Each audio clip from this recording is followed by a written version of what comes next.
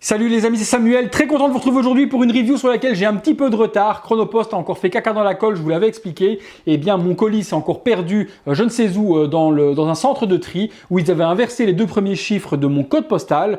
Et donc du coup, le colis, tous les matins, repartait dans cette livraison, dans une adresse inconnue. Et j'arrivais pas à me faire livrer mon Wolf Predator. Je tiens à remercier mon ami Cédric qui se reconnaîtra. Cédric, encore un grand merci à toi de t'être déplacé jusqu'au centre de tri près de chez toi où mon colis était afin d'essayer de réorganiser la livraison et d'expliquer à cette personne qui ne comprenait rien, que je salue au passage si un jour elle voit ma vidéo, pour changer le code postal et tout ce qu'il y avait à faire. Donc mon ami Cédric, un gros bisou et un grand merci à toi pour toute l'aide que tu as procurée pour que je puisse enfin me faire livrer mon Wolf Predator. On est parti sur la review les amis, donc figurine Alien vs Predator Requiem, deuxième film donc de Alien vs Predator que l'on a connu donc réalisé par la Fox il y a quelques années. C'est la deuxième figurine également du Wolf Predator produite par Hot Toys. Celle-ci est la Heavy Weaponry, donc elle serait plus lourdement armée. Je vous avoue que j'ai regardé les vidéos de l'ancienne figurine.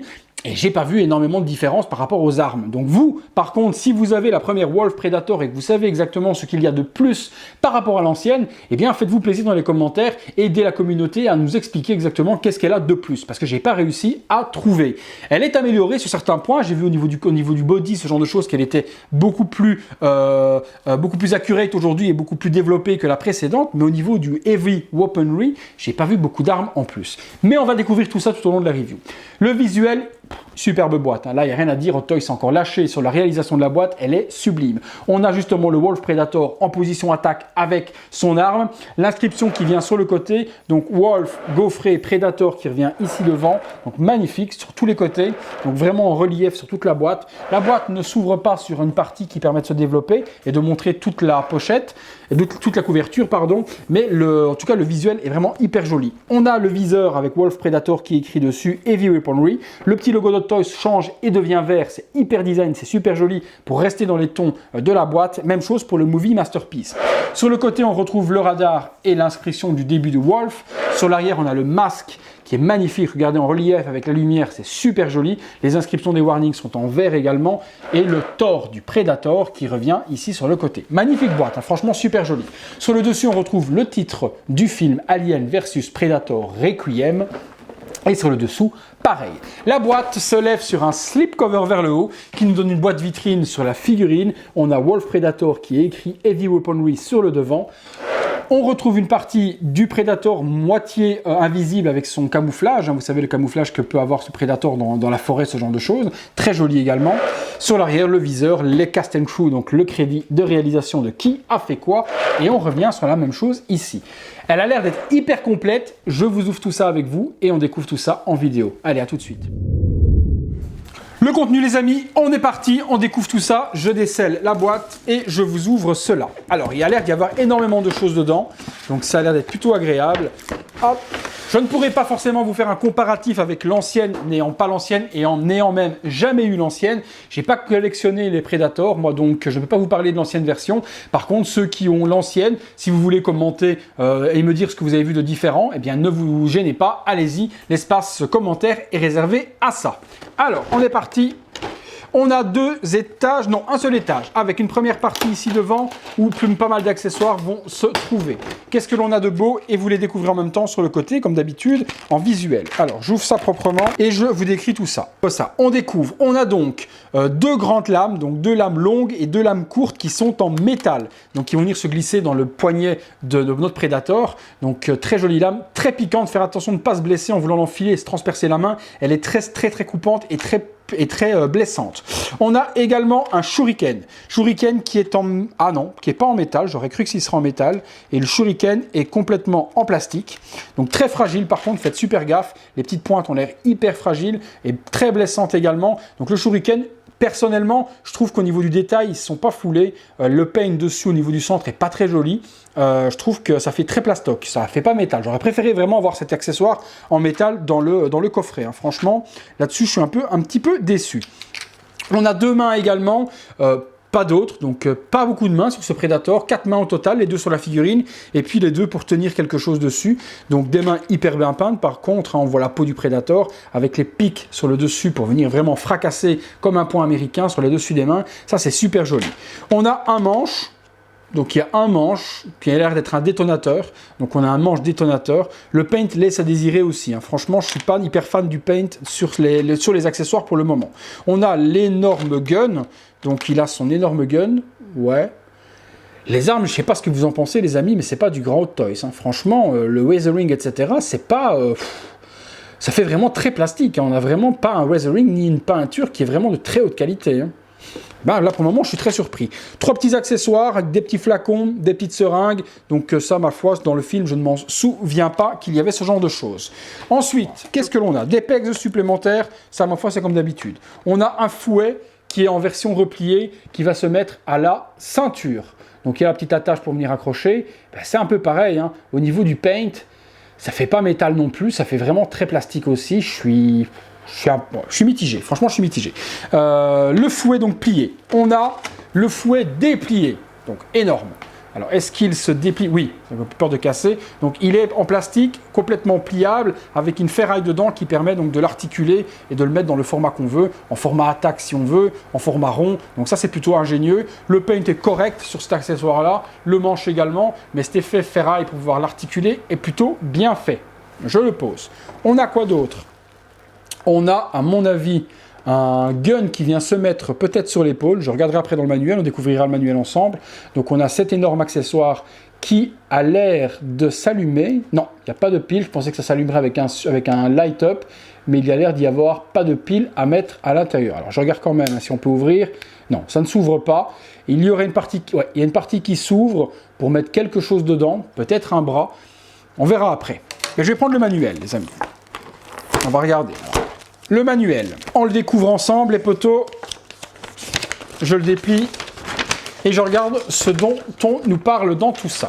Alors, comment mettre le collier? Ok, wearing the necklace, comment mettre le collier? On retire la tête, on met le collier. Ça, pas de problème. B, comment mettre les mandibules et comment mettre le casque sans les mandibules? Ok pour ça aussi, avec le petit câble à venir connecter. Pas de problème. Equipping accessoires. Alors, mettre les accessoires. Alors, cette partie-là va dans le dos. Comme ça, moi, je sais de quoi je parle. Elle va aller dans le dos. Donc, et elle se fixe avec la petite attache qui est là sur le côté. Donc, c'est une partie qui va dans le dos. D. La lance se met dans le dos également. Non, on a la lance. Rétractée et longue dans la main. Ok. On a également une partie du gun à venir mettre... je regarde. Sur l'épaule. Ok. Un petit flacon à venir sur le côté. Ok. Le socle qui s'adapte avec la tige, ok. Faire attention aux parties qui sont là, d'accord. Et puis faire attention aux mandibules sur la joue qui peuvent casser, c'est fragile. Ok, donc j'ai vu un petit peu où quoi elle est où, ça me permet de voir un petit peu mieux. On retourne sur la lance. La lance qui se déplie, ok. En plusieurs parties. Ok, donc la lance vient se déplier vraiment sur 4 parties, donc courte, et puis vous pouvez la déplier, tac, tac, tac, tac, tac, tac, donc très grande pour l'avoir en format très grand. Donc très joli également. On a ensuite, tagadac, je reprends cette partie ici qui va venir se mettre, on l'a vu, dans le dos aussi, donc de l'autre côté, donc une partie d'armure. Le necklace, donc le collier avec les petits crânes. On dirait des crânes de souris, de bestioles dégueulasses qui vont venir se mettre autour du cou. Lui est plutôt bien réalisé, le paint est plutôt joli, ça fait vraiment crâne, c'est dégueulasse, c'est plutôt bien fait. Et puis on a un gun que l'on va venir mettre sur l'épaule aussi, qui est plutôt bien géré également. Ouais, franchement, ça va, c'est plutôt joli, ça va venir se mettre dessus, ça ne s'allume pas, il n'y a pas de light-up, d'accord. Et puis le masque qui est ici, avec des câbles. Ah non, je pensais qu'il y avait un câble à venir connecter pour allumer la petite visière. En fait, non, c'est juste un câble qui va venir se connecter sur la figurine pour faire câble relié, mais il n'y a pas de connecteur à venir mettre. Et il n'y aura pas de light-up dans le casque comme on a eu sur d'autres versions de Predator. Ça, c'est un petit peu dommage par contre. La figurine, pour le moment, je la mets de côté. On va passer sur le socle.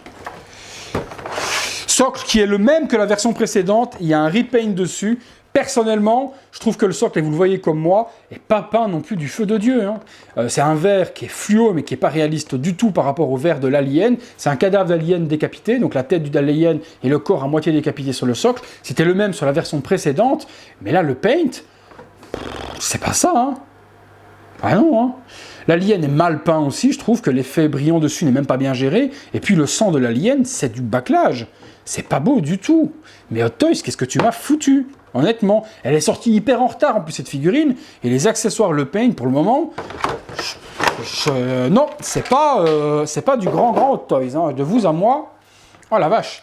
Alors, je retire la petite protection ici au-dessus. Voilà les amis, j'ai retiré tous les plastiques, donc je la découvre et en même temps que vous la découvrez sur le côté. Alors, on va commencer déjà forcément du haut vers le bas, comme d'habitude. On part sur le HS.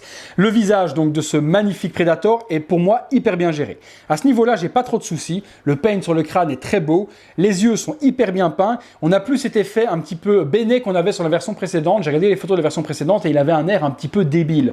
On l'a plus sur cette version-là. Le regard est vraiment très vicieux et très maléfique et vilain. Il est très bien fait. Chose que je remarque également sur le visage, au niveau des yeux, il y avait un œil pété sur la version précédente. Ici, on ne l'a plus, on a un œil normal. Alors pour les fans de Predator, vous me direz pourquoi est-ce qu'ici il a une version avec un œil normal? Est-ce que dans le film, moi je me souviens plus de trop, est-ce que dans le film, à un moment donné, il perd son œil? Mais je sais que la version précédente avait un œil de verre tout blanc et ici, il a deux yeux normaux. Donc ça, vous me direz dans les commentaires pour les ultra fans de Predator et qui sauront me répondre.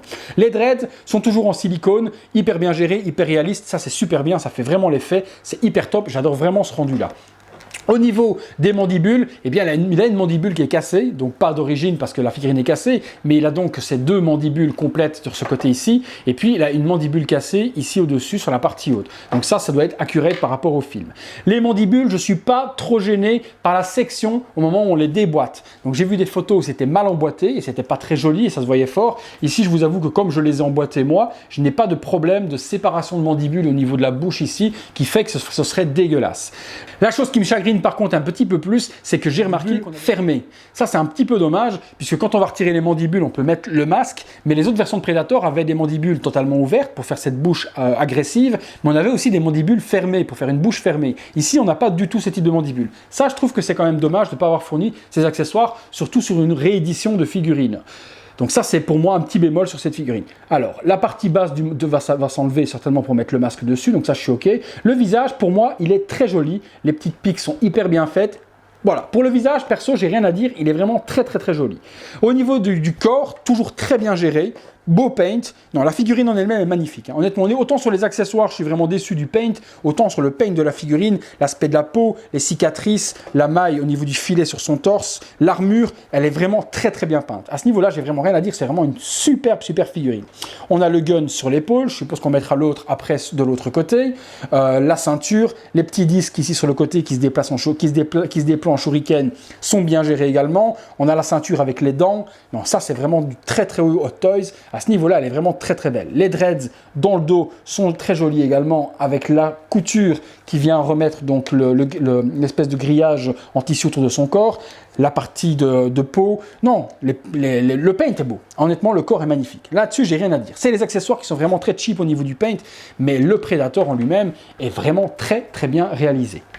Je vais assembler tout ça, assembler toutes les armes et autres, et puis les amis, on fait une petite pause et on découvre ça ensemble sur mon avis au niveau de l'assemblage et du reste. A tout de suite. Voilà les amis, figurine du Predator Wolf qui est posée. J'ai toujours aimé les Predators, j'ai toujours trouvé que c'était des personnages vraiment très emblématiques de la science-fiction, un peu comme les aliens, hein, vraiment les deux gros opposés au niveau des bestioles hyper badass, et celui-ci est vraiment hyper bien développé. Maintenant c'est Alien versus Predator, c'est pas du tout les aliens ni les Predators que l'on connaît de base des films avec Schwarzenegger, etc., qui sont encore plus badass pour moi. Ce sont des petits films qui sont sortis par la suite, certains aiment, certains n'aiment pas, mais au niveau du design, on reste sur un Predator. Il a la gueule du Predator, il a le corps d'un Predator et celui-ci est hyper armé. Les double guns, ça donne super joli, franchement je trouve ça hyper bien. Dans le dos, même chose, hein, au niveau de tous les accessoires que l'on retrouve, non, franchement c'est beau. Les doubles shuriken qu'on a ici sur les côtés, son fouet replié qu'on accroche à la ceinture, ses énormes boots avec ses griffes, sa lance, non, tout est vraiment hyper bien géré. Le petit manque de détails sur le paint des accessoires me refroidit un petit peu, je vous l'ai dit, mais au niveau de la réalisation, c'est quelque chose qui est monstrueux. Personnellement, je préfère les Predators sans le masque. Maintenant, certains aimeront avec le masque. Pendant la conclusion, on fera un visuel sur le Predator avec son masque. Pendant le visuel également à 360 degrés, vous aurez le visuel avec et sans masque aussi. Ça, chacun choisit. Il y a certaines figurines de Predator où on ne pouvait pas enlever le masque, c'était dommage. Ici, on peut le mettre ou l'enlever si on veut. Il n'y a pas de problème à cela. Mon petit bémol, je vous l'ai dit, c'est un petit peu dommage qu'on n'ait pas les mandibules fermées pour donner les deux looks comme on avait sur d'autres figurines Predator. Mais au niveau du look et au niveau du paint, de la figurine en elle-même, c'est juste, mais vraiment monstrueux. Voilà les amis, on passe tout de suite au visuel à 360 degrés. J'ai pas eu franchement de complications à l'emboîtement des pièces, tout se met super bien, que ce soit dans le dos, les guns ou quoi que ce soit, tout s'emboîte bien, j'ai pas eu de difficultés au niveau du montage des parties de la figurine. On passe sur le visuel et on voit ça en détail et puis on se retrouve pour la conclusion. À tout de suite.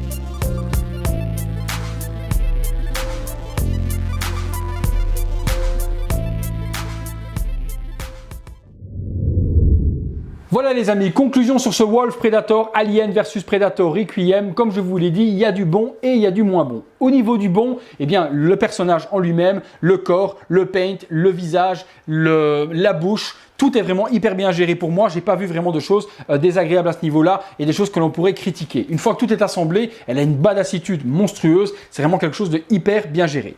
Les petits bémols, je vous l'ai dit au niveau des accessoires, ça manque un petit peu de détails dans le paint et je trouve que la version précédente était plus soignée au niveau des détails des accessoires.